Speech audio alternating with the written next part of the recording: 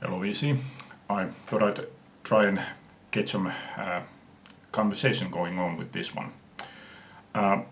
One thing that I have always connected with heavy metal is sort of a youthful energy, and these bands that started during the 60s and early to mid 70s, the members are beginning to be in the late 60s, 70s. Some have gone even past 70 by now. So I have trouble sort of connecting the dots with those things.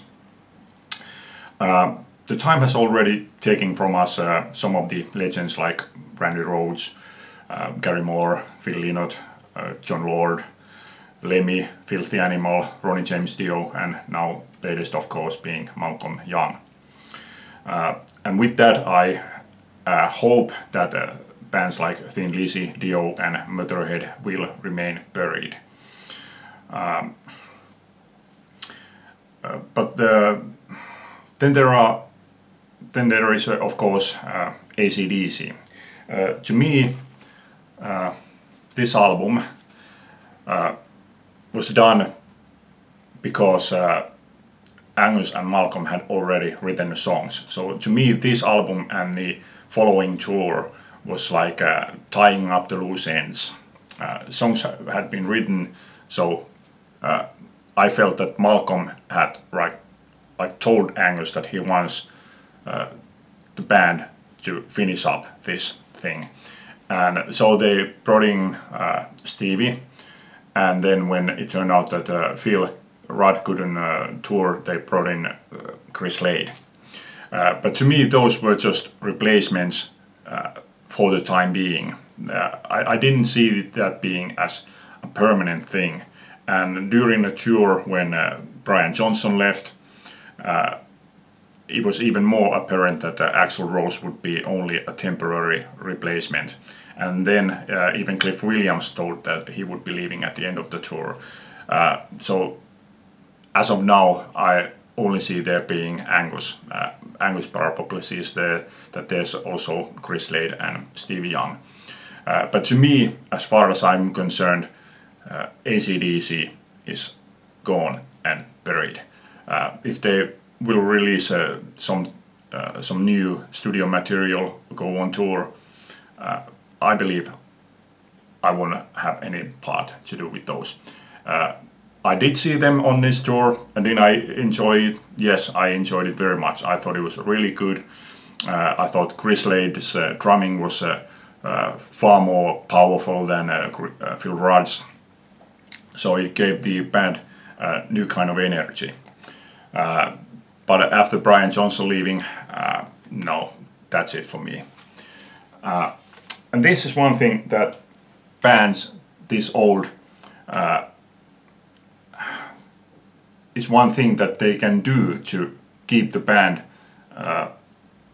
energetic and vital. I saw Uriah Heep several years ago. They still had Lee Kerslake as their drummer, and I remember watching his drumming and I was thinking that what he was doing was playing the bare minimum. He played only enough to keep the songs going. He wasn't driving the band. And so a couple of years later, when they changed their drummer, they brought in a new younger guy. I went to see them, and it was like a whole new band. The energy level was like in a whole new level.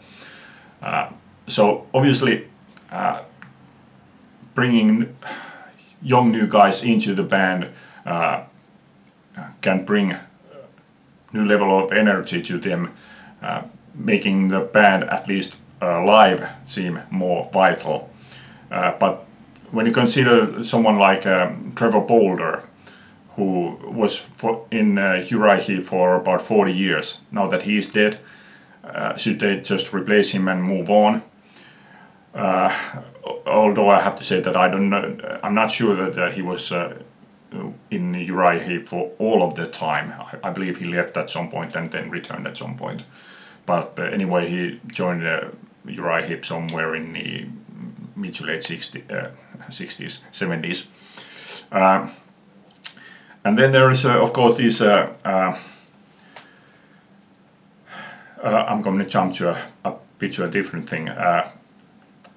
These farewell tours. Kiss did their farewell tour about 15 years ago. They're still going on. Scorpions did their farewell tour about 5 years ago. They're still going on. Judas Priest did their farewell tour about 5 years ago. But they did make the announcement that they would not stop. They would only stop making tours. They would continue to make records and live appearances, just not tours. But when the next album came out, they were back on the road again. The only ones that I would not be surprised if they would really turn out to be their farewell tours were Black Sabbath and Mötley Crüe. But I would be even less surprised if they would come back together and go on a tour again. There's also been said that at least Aerosmith, Deep Purple, Whitesnake, and next year Ozzy all would be on their farewell tours this year or next year. Although none of them have, at least to my knowledge, have said anything official.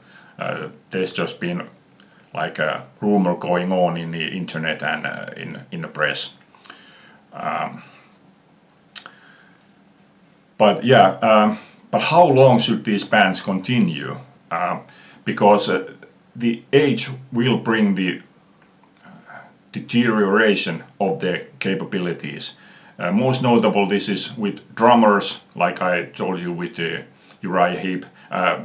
Though not a heavy metal band, I have to say the same thing with ZZ Top. I saw them 5 years ago, and Frank Beard's drumming just wasn't that sharp. I remember that it was distinctively apparent on the song. I heard it on EX. If you know the song, there's this part where it goes, I heard it on EX, where the drum beat goes right up against the beat, giving it like a really sharp edge. He just didn't cut that part anymore, and his drumming seemed like sloppier.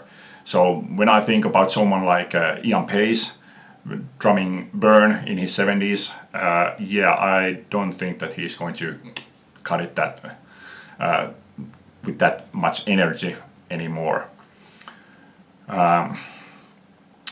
But what makes this even more apparent are the vocalists. I have seen, for example, I saw Judas Priest on the last 3 tours, and yeah, Rob just can't handle the high parts anymore.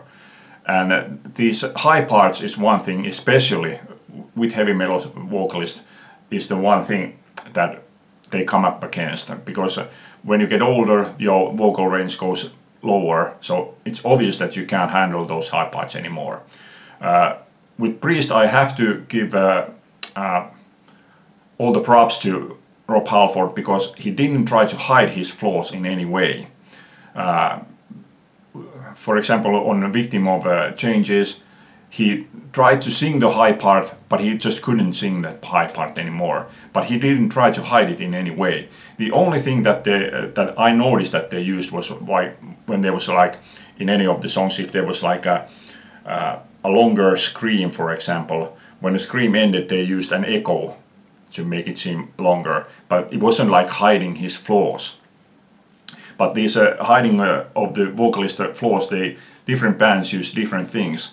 When I saw Deep Purple, Ian Gillan simply did not sing those high parts anymore at all. But again, I didn't notice him using anything to hide his flaws. He just didn't sing those parts at all.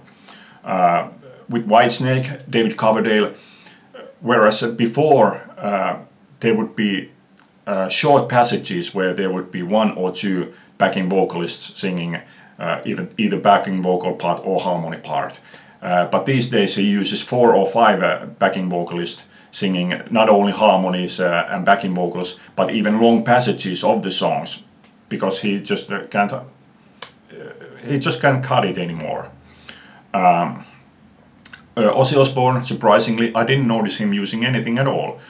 Sometimes his voice would simply crack, or he would lose his voice altogether. But again, I didn't notice him using anything to cover his flaws, which is admirable in a sense. But again, it doesn't exactly make it very enjoyable to hear him losing his voice. With Saxon, Biff Byford, again, I didn't notice him using anything to cover his flaws, but he did sing in a lower register, so it's a bit different, like when you expect to get into some high part and it just doesn't go there anymore. The main best one of these was with Scorpions, Klaus Meine. I didn't notice him using anything, and he still sang in the same register. Very surprising, but again, I didn't notice him using anything. But the worst thing of all that I saw was Wasp. When I go to see a band, I am so-called rock police, which means obviously that I just stand there, I watch the band, I listen to them play. And during Wasp gig, I was standing in front of the guitarist and bass player, and Blackie was standing to the right of me. And I was watching them playing and singing the backing vocals and harmonies, and I noticed first few songs they did well, but then I started noticing that there was like harmonies going, and one of the guys wasn't even at the microphone. Sometimes neither one of them were at the microphone, and I'm hearing harmonies going on. And then they started making these mistakes more and more and more. And it became very apparent that they weren't doing the backing vocals at all. It was all coming from the tape, which was bad enough. But then at some point, I had been actually listening to Blackie's singing, and I was really impressed that, man, he's singing good, really sounds good. Until that, whatever it is that he was using, fell off. And his real voice came out, and it was really, really different. So basically you could say that he was actually singing, but what we heard as an audience was not his singing. It was coming from the tape. And I just can't respect that kind of thing. You know, if you can cut it, then you can cut it. I have seen Bob Dylan, and trust me, he was bad. He was really, really bad, and he didn't use anything to hide his flaws. And same with the Paul Stanley. I mean, I saw them this year, and frankly, his singing starts to be like comical.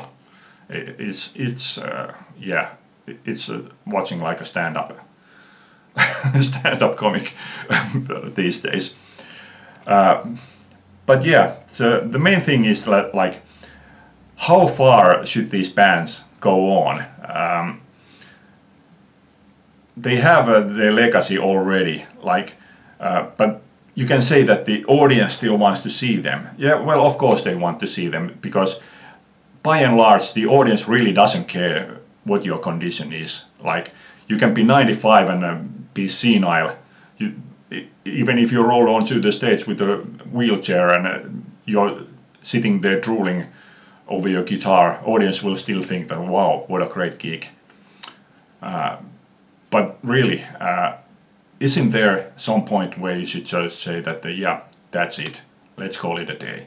Because I don't care how old you live to be, at some point you will have to stop, if not earlier, then by the time you die.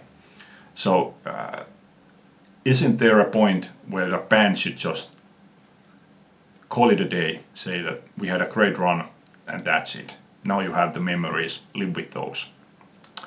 Okay, so any thoughts on your part, DC? Let me know in the comments below. Thanks for watching, bye.